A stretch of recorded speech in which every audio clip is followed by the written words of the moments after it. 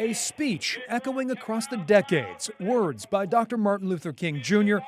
you have never heard. Skin may differ, but affection dwells in black and white the same. The historic moment from nearly a half-century ago mesmerizes George Martin. I can hear it for the 25th time and a chill goes down my spine. The man from Chesterfield recently became the proud owner of this one-of-a-kind recording. I am very biased, okay? I feel it's the greatest find in 50 years in America. And transform it from a dungeon of shame to a haven of freedom and human dignity. George did not acquire the tape at auction, nor did he uncover the treasure at a yard sale. The mind is the standard of the man. This rare piece of the past was a gift. In 1967, the man who once had a dream also held on to a wish. He had my full attention. Dr. King canvassed Cleveland, urging voters to help Carl Stokes become the city's first African-American elected mayor. We have learned that we don't have to use violence to do this job. I watched this man. I touched this man. I talked to this man. John Allen, who worked for WJMO in Cleveland, followed Dr. King's every move. And that impression will stay with me forever. During one stop at Greater Abyssinia Baptist Church, Mr. Allen found himself standing next to his hero. John pushed record on his Norelco tape machine. You develop the quiet courage of accepting blows without retaliating. Mr. Allen would capture 23 minutes of Dr. King, directing people to stand up to social injustice. Looking at these pictures, you got pretty close. Oh, yeah. I was very close. Mr. Allen would stash the tape in a paper bag, Dr. King's bellowing voice silenced on a shelf. It sat wrapped up for years and years and years. Decades after recording Dr. King's voice, the 84-year-old would dust off the reel. I could have put it on the market, tried to sell it, but I didn't. John would present the tape to his new friend, George Martin, free of charge. That makes me very happy. Why would John simply give his precious recording away, no strings attached? This is the puh, so it would be... John says you can find the answer here. Willie May love baseball. Every week, John's grandson, Andre, joins George for one-on-one tutoring. Andre's a wonderful child. When Andre began sessions with George and his wife Eileen at the Chesterfield Learning Center 2 years ago, he did not know his ABCs. Every month. Good. Andre was willing to learn. He tries very hard. Through George's guidance, patience, and lesson plans, the 27-year-old started flourishing. I love it. I mean, I feel like home here. Pat someone on the head, for instance. Andre is now reading at a second grade level. That's as much as I would say someone getting a bachelor's and getting a doctorate. Hall of Fame. John Allen says his grandson's progress on the inside and out is nothing short of remarkable. From day one, like right here, I was down here, and now I'm up here. Thanking the man responsible was, Yes, rather elementary. I gave it up. Some opportunity to stand up for truth. That's something.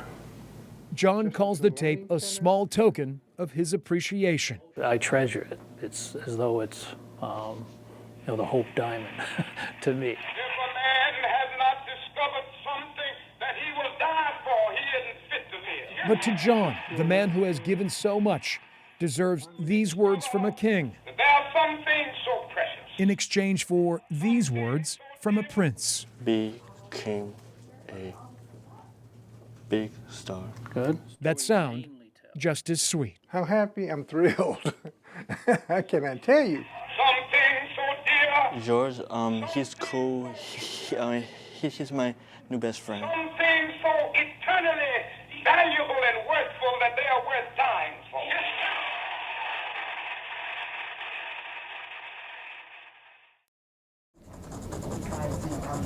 I wanted him to do a self-portrait. I realized he hadn't done a self-portrait yet in school, and I feel like those can really tell a story.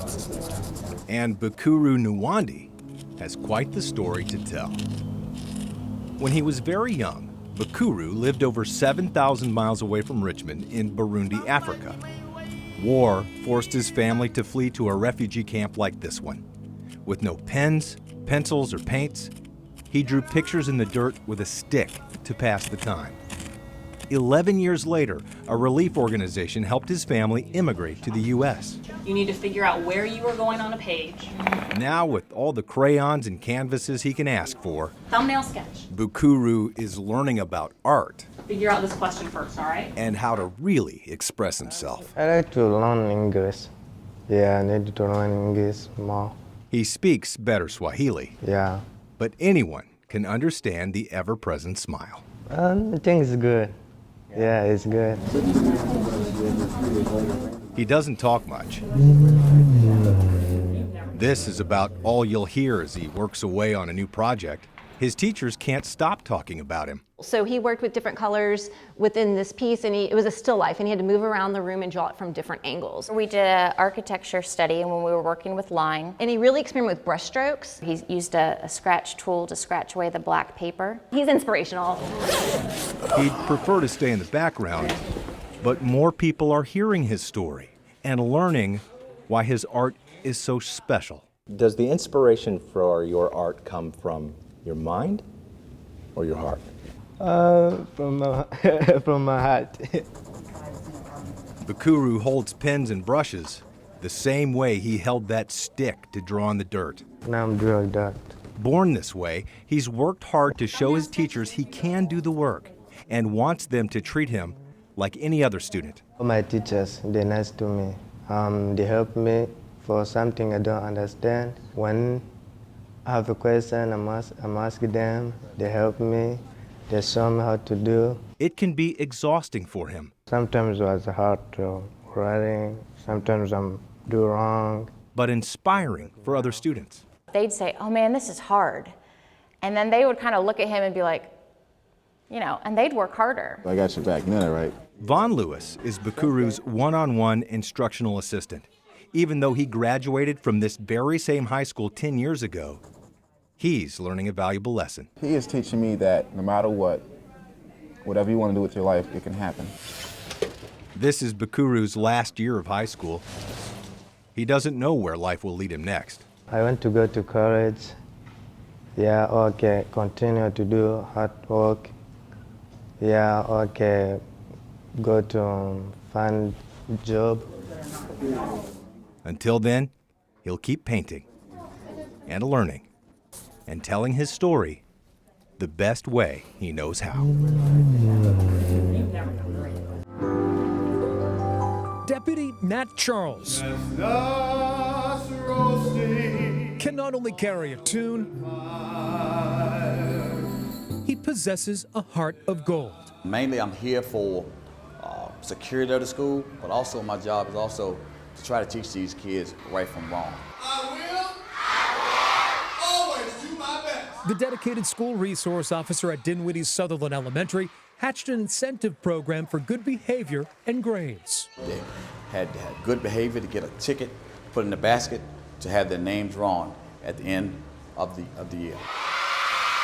On this day, 31 students will ride away on a new bike donated by the community. But I enjoyed every minute of it. It makes me feel good to see these kids want something in life and wants to be something in life. Fifth grader Evander Fairley is hopeful his efforts in class will pay off. He's a good-hearted, energetic. Evander's proud parents say their model son has overcome a lot. I'm just proud of him. The healthy Evander was diagnosed with a serious disorder and underwent brain surgery at 5. He's came a long way. Yeah. With tension mounting, 600 students wait patiently. Winners are announced grade by grade.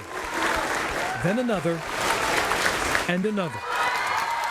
When it was the 5th grader's turn, Evander couldn't believe his ears.